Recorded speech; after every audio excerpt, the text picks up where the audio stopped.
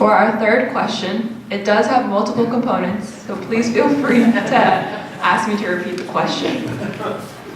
What are your thoughts on the transparency of the school board?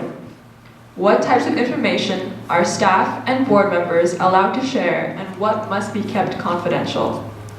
John, how have you influenced the board in their transparency? Kirsten and Kelly, how would you plan to influence this? And Kelly, what do you feel is not transparent?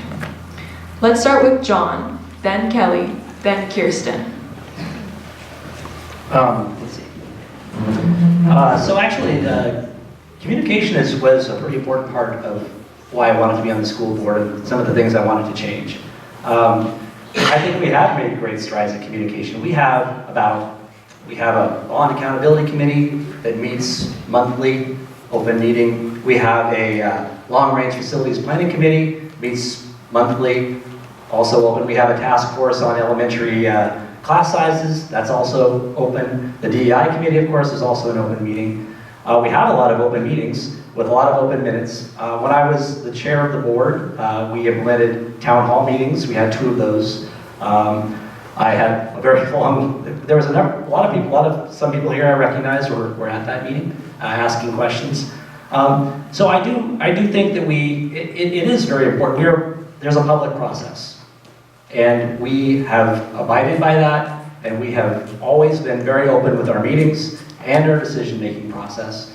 I know that there have been decisions in the past that people frankly may not have liked the outcome. That doesn't mean it wasn't transparent. There's a lot of information out there. There's meeting minutes. There's an opportunity to come to board meetings and listen to board meetings, read our minutes.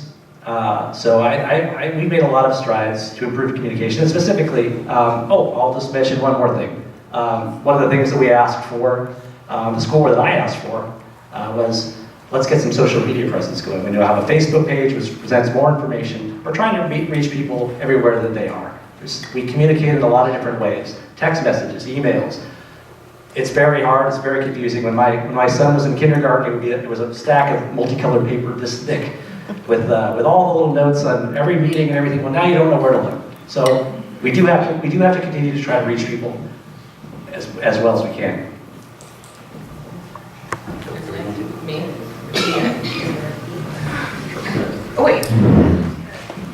I can't, was it supposed to go in order? No, Kelly goes next. Sorry, I don't want to. No, that's okay. Let's find out. The order is John, then Kelly, then Kirsten. Okay. Do you repeat it? Yes, please. Absolutely. Thanks. Absolutely, please. The question is, what are your thoughts on the transparency of the school board? What types of information are staff and board members allowed to share, and what must be kept confidential? What do you feel is not transparent?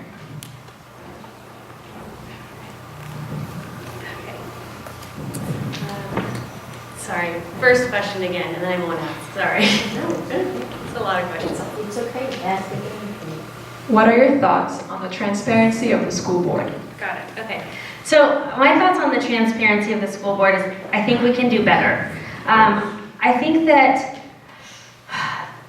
there are decisions that are made that in the past where it may have been surprises to the community. Now, maybe not reading through all of the minutes, but people don't like surprises. They don't want to hear about a bus barn being purchased without due process and communication from the community, or portables being purchased. These are surprise expenses that people are not happy about paying for when we are trying to build trust and transparency to get through bond measures, and now we have a learning levy coming up, and people want to know that we're good stewards of their money.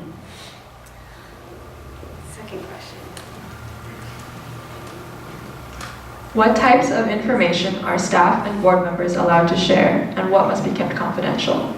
I think anything concerning students is primarily kept confidential, and so there's probably not a lot of things that can be discussed on those type of issues, as well as personnel issues. I think that the board is a bigger picture in informational policy guidance, and as far as sharing confidential information, obviously they won't be able to do that.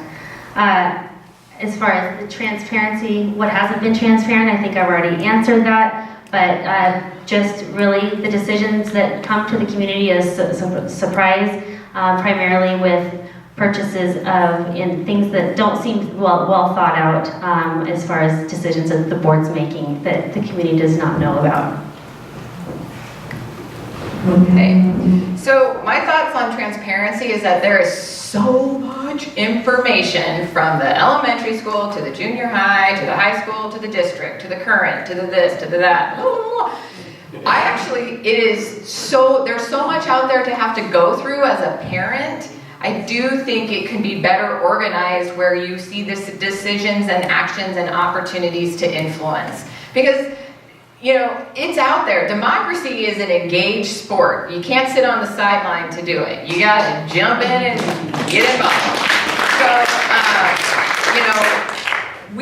the district as a whole and the board and their role can make it easier for people to kind of tap into that. I call it like on-ramps on a freeway. Where's the on-ramp and how do I get easy access and there's not a bunch of red lights and green lights. I could actually get on smoothly.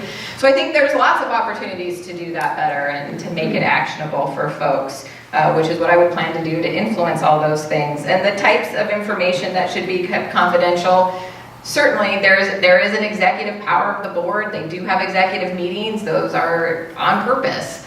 Probably having conversations around students and staff. I don't know. I haven't been to any of them.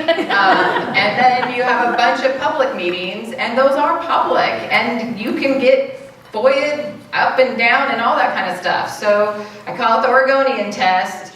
We need to be really thoughtful and careful and honest and transparent, because anything could go on the front page of that newspaper and top of the fold, and if it's bad news, that is bad information that just went out there. So I do think there's just due diligence.